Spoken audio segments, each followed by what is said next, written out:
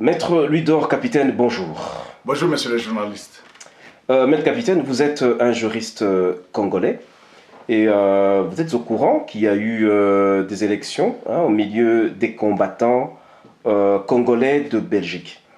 Mais actuellement, il y a quand même cette matière qui alimente la chronique ici en Belgique. Mais on avait souhaité avoir votre lecture du déroulement de cet événement.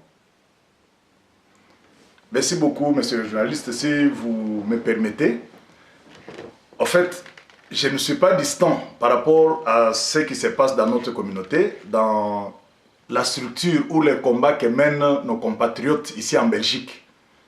En effet, j'ai pris part active à cette élection. Mais je voudrais quand même vous dire certaines choses concernant l'organisation. Je tiens d'abord à féliciter la commission électorale qui avait démontré une certaine maîtrise des données électorales, notamment la première des conditions pour participer à cette élection, c'était l'achat de la charte et du règlement d'ordre intérieur. Moi-même, je suis acquéreur, j'ai acheté la charte ainsi que le règlement d'ordre intérieur. En tant qu'électeur, en fait. Là, c'est la condition pour les électeurs. Pour les électeurs. Pour être électeur, Okay. Il fallait posséder la charte et le règlement d'ordre intérieur. Mais c'était à titre onéreux, donc il fallait l'acheter. Après, ça vous donne déjà l'accès dans la salle. Et tous les acquéreurs ou tous les Congolais qui avaient acheté leur charte, c'est eux qui composaient l'Assemblée générale de ces jours-là. Et est-ce qu'il y a eu une autre condition pour être électeur? Si, outre la condition financière, que je banalise, c'est un problème d'organisation matérielle, d'un scrutin, il fallait, après avoir payé, appartenir sur la liste et disposer d'une carte d'identité. Ce qui fait que, même si vous avez acheté la charte ainsi que les règlements d'ordre intérieur, si vous n'êtes pas détenteur de votre carte d'identité, vous n'allez pas voter. Ensuite, comment ça s'est passé? La suite, c'est que, ça c'est peut-être une observation que je voudrais faire voir à nos auditeurs. C'est que la commission électorale n'a pas fonctionné comme toutes les commissions classiques qui font l'appel à candidature et qui examinent ces candidatures pour parler du contentieux pré-électoral. Ici, nous nous sommes retrouvés dans une circonstance où l'Assemblée générale, qui est l'organe suprême qui a institué la commission électorale, s'est arrogé le pouvoir d'entériner les candidatures. Et c'est là que j'avais trouvé qu'il y avait une faille dans le chef de la commission électorale. Je crois que les membres de la commission électorale devront rendre des comptes à notre communauté. Pourquoi n'avait-elle pas procédé à l'appel des candidatures? Alors, cette entorse, comme elle a été couverte par l'Assemblée générale, en droit, il y a un principe qui dit « erreur communis facit ius ». Et en français, ça dit quoi? Ça veut dire « l'erreur commune fait le droit ».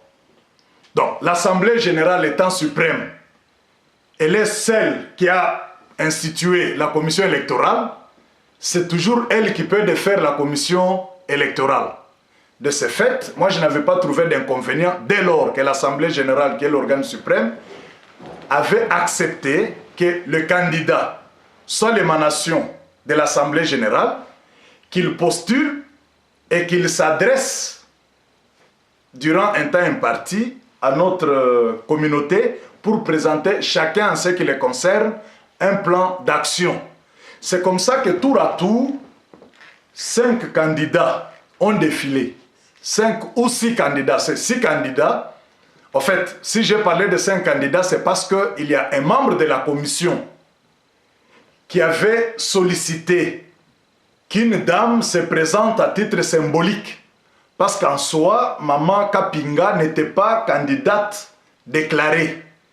Elle est venue tout simplement, c'était surtout à la demande d'un membre de la commission. Donc, à proprement parler, il y avait 5 candidats challengers et il y a une candidate féminine qui est venue faire la figure d'harmonie. Est-ce qu'on peut savoir, Maître Capitaine, quels ont été les critères? Parce que vous avez dit que la commission électorale n'a pas eu le mandat de pouvoir recueillir les candidatures, mais quels ont été alors les critères qui ont été acceptés par l'Assemblée générale? Non, je voudrais rectifier. Je n'ai pas dit que la commission électorale n'avait pas reçu mandat de recueillir les candidatures. Mais je tenais à vous dire que la commission électorale du 24 mai n'a pas fonctionné comme toutes les commissions électorales classiques qui recueillent d'abord les candidatures, qui peuvent en rejeter dans ce qui convient d'appeler le contentieux préélectoral. Je tenais à le dire. En principe, vous allez parcourir dans tous les pays du monde. C'est la commission électorale qui recueille les candidats ou les différents postulants. C'est cette commission-là qui est compétente pour déterminer qui remplit les conditions ou qui ne les remplit pas. Mais pour cette élection, la commission électorale n'a pas réclamé, alors qu'elle s'est vue dépouillée d'une de ses compétences substantielles. J'ai compris plutôt que c'était la loi de la majorité. Elle s'est livrée à cet exercice trop dangereux qu'elle n'a pas su assumer par la suite. Je vais en arriver là. Donc, voilà que des 6 candidats qui étaient au podium, les critères étaient justifiés que vous êtes dans ce combat pendant plus ou moins 5 ans. Bon, peut-être si j'ajoute plus ou moins, c'est atténué, mais les critères principaux étaient justifiés d'une ancienneté de 5 ans dans le combat. Donc, de ce fait, chaque candidat est passé pour faire la démonstration de prouver devant l'Assemblée générale souveraine qu'il a vécu ou passé 5 ans dans le combat. Bon, personnellement, je n'étais pas d'accord. Parce que, imaginez-vous qu'un combat d'une journée vienne livrer la RDC. Qu'est-ce que vous allez en faire? Mais voilà un peu, c'était des conditions acceptées par l'Assemblée générale. Oui, mais ce jour-là, c'est-à-dire par rapport au déroulement des élections, en dehors du critère de combat, au moins 5 ans, est-ce qu'il y a eu d'autres critères pour les candidats? Non, à ma connaissance, l'unique et la principale condition, c'était justifier de 5 ans d'ancienneté. Et la commission électorale devait se référer toujours à l'Assemblée générale. Est-ce que tel que ce candidat s'est présenté, êtes-vous d'accord? L'Assemblée générale disait toujours oui. Ainsi, tous les candidats avaient vu leur candidature maintenue. Donc l'Assemblée générale a vérifié en fait l'adéquation, c'est-à-dire si chaque candidat correspondait aux critères exigés. Non mais je vous dis que l'organe suprême des combattants a entériné toutes les candidatures. Je vous ai dit ici que non, quand on dit erreur communiste facit ius, ce n'est pas un petit noyau. Soit que vous l'appelez commission électorale. La commission électorale n'a pas le pouvoir suprême. Parce que c'est l'Assemblée générale qui peut défaire et refaire toutes les structures. Donc, bon, là il n'y avait plus de débat parce que le vote était ouvert. Donc il fallait maintenant que les électeurs justifient de leur détention de la carte d'identité. Ce n'était pas le bulletin, la carte d'électeur. Je pensais que par le fait que vous avez acheté votre charte et votre règlement, cela suffisait pour voter. Parce que j'ai même vu un candidat être refusé de voter. Parce qu'au moment du vote, il n'avait pas la carte d'identité. Il s'est excusé pour aller chercher la carte d'identité dans sa voiture. Voilà que le scrutin s'est très bien déroulé. Là, nous sommes au premier tour. Oui, au premier tour, M. Babi Balukuna a recueilli 30 voix. Et Henri Mouquet, 15 voix. en termes de nombre de voix, M. Babi Balukuna était gagnant. Mais la commission électorale est intervenue pour dire notre loi exige que pour être élu, il faut la majorité absolue de voix. Comme il y avait 70 votants, ce qui fait qu'il fallait 35 plus une voix. Donc, pour être élu, il fallait totaliser 36 voix. Ainsi, un second tour s'imposait. C'est ainsi que l'occasion a été redonnée de nouveau à l'Assemblée générale de procéder au vote du second tour pour départir Babi Balukuna et Henri Mouké. Ce scrutin s'est également très bien déroulé et au second tour, M. Babi Balukuna a réalisé un score de 36 voix. Et M. Henri Mouké deuxième avec 32 voix. À l'issue de ces résultats, M. Babi Balukuna a été déclaré vainqueur de l'élection du 24 mai. Et de ce fait, il devenait coordinateur des combattants de Belgique en vertu de la charte et du règlement d'ordre intérieur qui régissent les combattants. Voilà ce que fut l'ambiance dans la nuit du 24 au 25 mai 2013. Dans la salle, y a-t-il eu juste après les élections des contestations éventuelles dans la salle, juste après la proclamation du vainqueur? Est-ce qu'il y a eu des contestations éventuelles dans la salle? Non, ça je dois vraiment vous l'avouer. Je félicite vraiment en passant les Congolais qui étaient présents dans la salle ce jour-là, parce que on a vu les vaincus prendre la parole le premier. Et ça, il y a lieu de reconnaître l'élégance de ces vaincus. À la demande de la commission électorale, tour à tour, chaque vaincu a pris la parole. Henri Mouké était le premier, suivi des autres candidats. J'ai vu M. Maïmbi, j'ai vu M.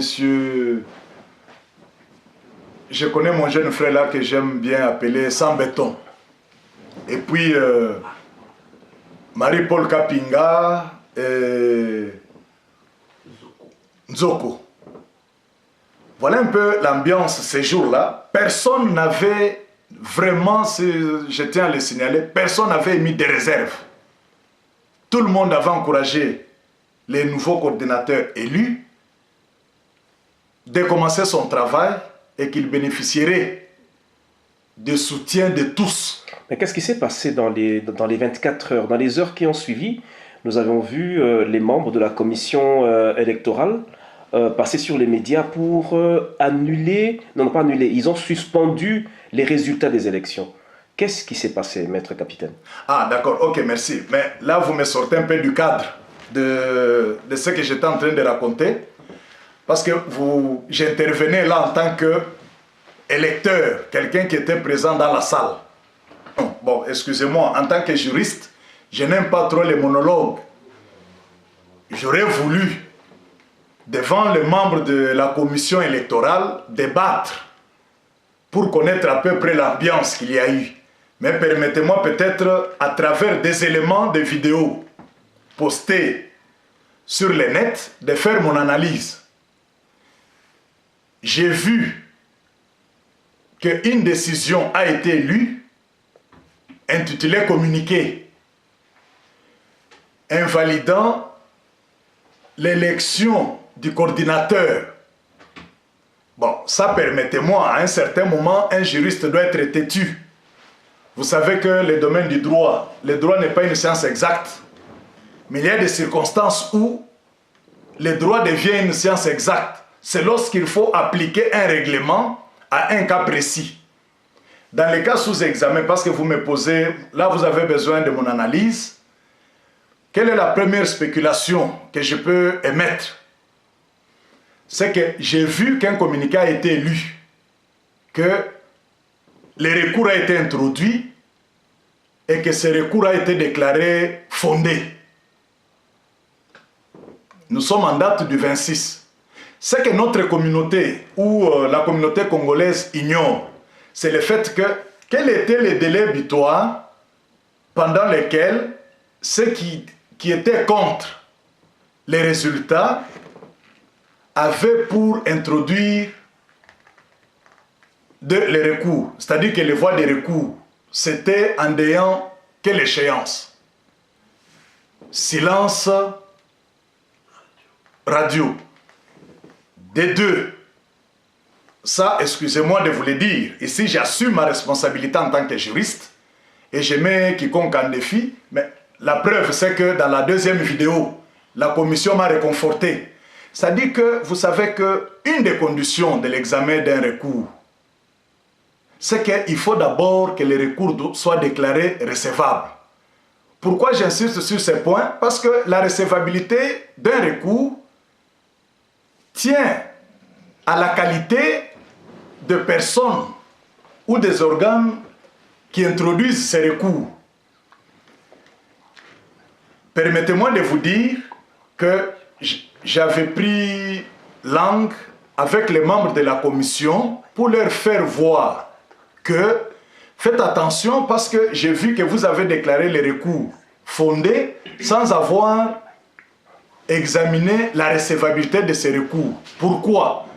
Parce que ça c'est peut-être un point qui a peut-être échappé les membres de la commission parce que c'est dans les vidéos successives que j'ai vu les recours être présentés. Mais vous savez que M. Maïmbi qui a introduit les recours que nous avons vus sur le net n'était pas candidat au second tour. Donc, de ce fait, son recours ne pouvait pas être déclaré recevable. Et à plus forte raison, fondé. Voilà pourquoi on ne doit pas toujours mélanger le même organe ayant statué ou qui devait statuer pour l'examen des candidats ou des litiges ne doit pas s'investir pour des litiges post-électoraux. Mais dans le cas d'espèce, j'ai vu que le coordinateur, son élection a été invalidée. Je crois que c'est dans une vidéo du 26. Sans avoir été entendu ni invité. En tant que Congolais, j'ai pris mon téléphone pour contacter les différents membres de la commission pour dire que non, là il y a entorse. Il fallait d'abord écouter les concernés pour qu'ils donnent ses moyens de défense. Si cette procédure n'a pas été respectée, prenez votre courage à main pour vous dédire. Toute erreur dans une administration doit toujours être corrigée. C'est par la suite que j'ai vu la commission, sans revenir sur sa décision antérieure, elle initie une nouvelle décision. Je crois que les auditeurs ont suivi. Vous aurez peut-être l'occasion de mettre les deux vidéos. Dans la première, les recours introduits, c'est par la suite qu'on a su que les recours étaient introduits par Henri Mouquet et M. Maïmbi. Ces recours ont été déclarés fondés. Mais c'est dans la seconde vidéo, après des échanges, qu'on a dit les recours ont été déclarés recevables et fondés. Après avoir entendu les concernés, M. Babi n'ayant pas répondu à l'invitation. Là, je vais mettre peut-être mon opinion ou ma propre critique. C'est que dans la seconde décision, qui ignore carrément la première décision, j'aurais voulu que la commission dise la présente décision abroge toute disposition contraire à la présente. Ça, c'est le langage des juristes. Lorsque vous intervenez dans une décision de ce genre, il faut toujours prendre soin. C'est comme la nomination d'un ministre ou sa révocation. Il faut toujours prendre soin de révoquer la première décision. Cela n'a pas été respecté quant à la forme. Maintenant, si M. Babi a été révoqué ou a vu son élection invalidée dans la première vidéo, dites-moi un peu, vous savez que même les juges peuvent être récusés pour cause de suspicions légitimes. M. Babi Maloukouna aujourd'hui est en droit de refuser de comparaître devant cette commission qui est apparue à ses yeux et aux yeux de l'opinion comme une commission de complaisance. Maître capitaine, en dehors de cet aspect de la recevabilité de recours, est-ce que vous pensez que dans les conditions dans lesquelles se sont déroulées ces élections, la commission électorale avait-elle des compétences de régler des contentieux post-électoraux? Parce qu'à vous entendre parler, vous parlez plus de la conformité de la décision de la commission par rapport au recours qui a été introduit. Mais est-ce que, au niveau post-électoral, avait-elle les compétences de régler les contentieux post-électoraux? Non, là je ne vais pas tergiverser. Vous ne faites pas être juge et parti.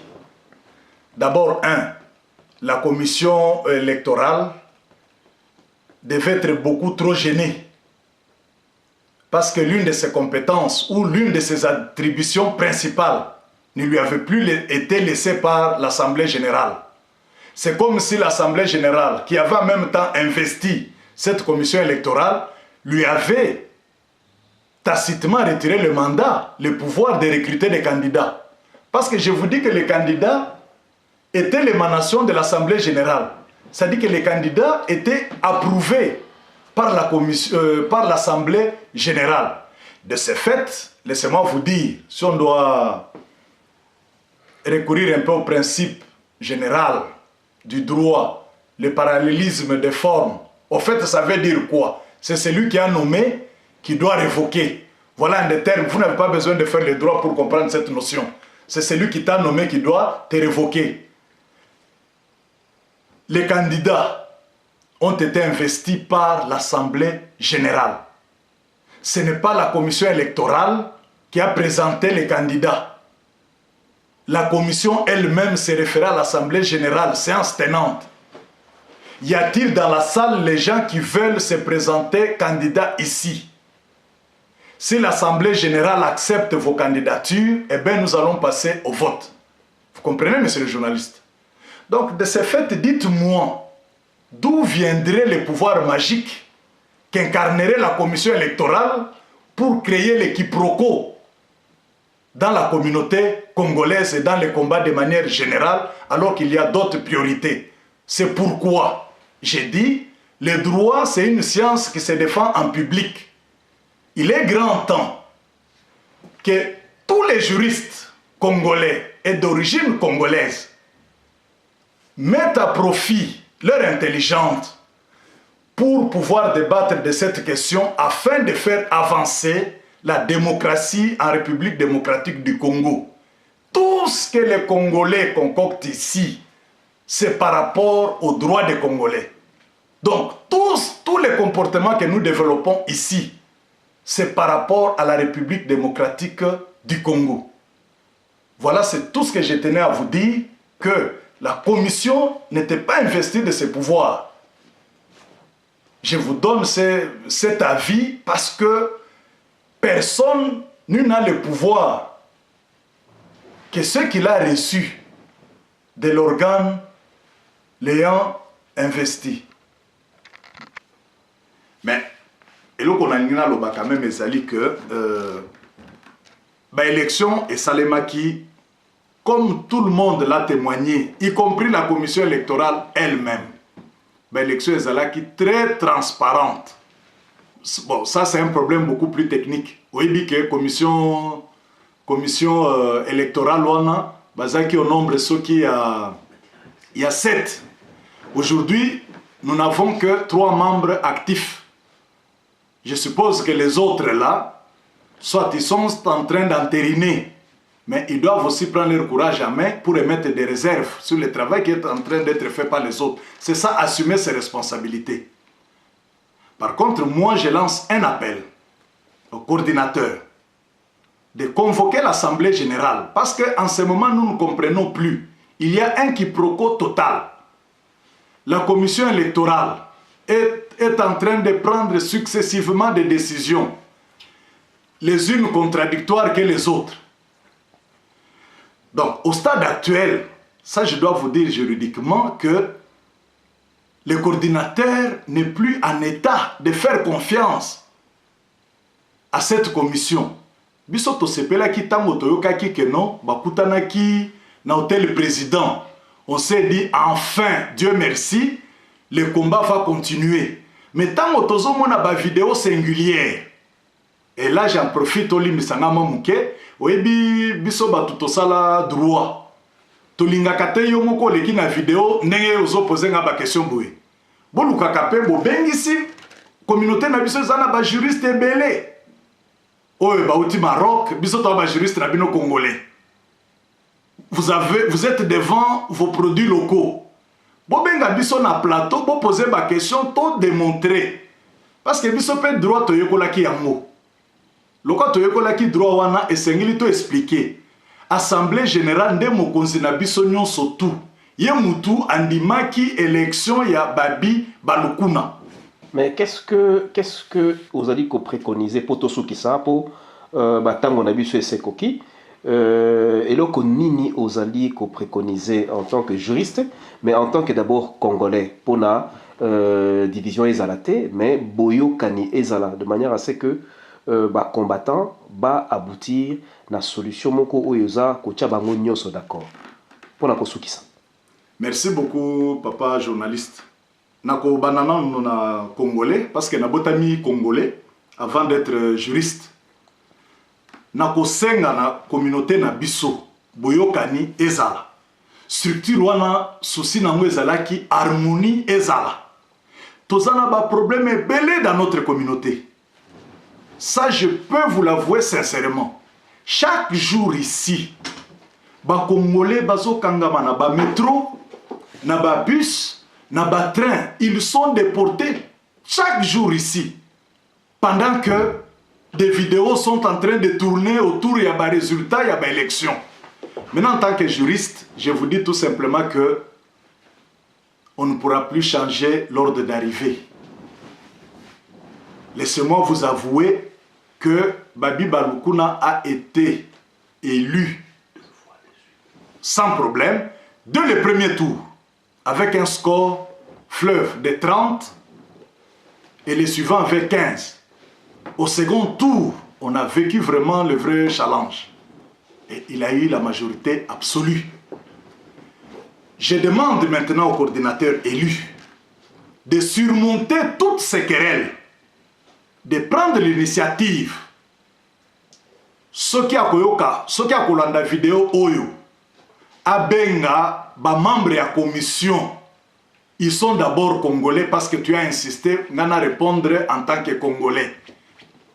Encore une fois, la Sénina coordinateur a convoqué toutes les tendances pour que les choses avancent. Mais n'a que lobby que non, bandekomoko bazui pouvoir. Ce qui bat ta sécurité. C'est tout simplement pour te dire que battitude. C'est bon. Papa journaliste, pour la kosuki sanamotuna na yo, pour na ngai. Nazali congolais, assemblée générale oya mukolo wana esengeli ba convoquer yango et pas ya coordinateur élu. Pourquoi j'ai dit ça? L'irresponsabilité que je relève à ce jour na chef ya bandeko na biso ya commission électorale babosani intérêt il y a créer harmonie entre les Congolais. Baye ko accentuer les sous division makasi, ba tendance komi ebele. Yango na sengi na coordinateur élu azongisa ordre na communauté na biso. Bande ko ya commission ba mekana nous kotia un peu d'eau dans leur vin. L'erreur est humaine. Faut pas persister dans l'erreur. Sinon, vous allez nous avoir tous. Voilà pourquoi j'ai dit, oyo nyonso amoni kazali na point de vue tokutana na plateau moko devant notre communauté. Les linges sales se lavent en famille. Voilà papa nasukisi wana, qu'on ne persiste pas dans l'erreur. Il y a beaucoup plus de priorités. Aujourd'hui, on ne sait pas qu'est-ce que peut arriver à tous les Congolais au Bazangi papier avec l'imbroglio créé par la commission. Donc, na sengi na bande konyoso ba coordinateur élu na ba oyo bazaki vaincu ba vanda esika moko ba banda musala biso to profiter na organisation na bango. Na sukisi wana papa. Merci mingi.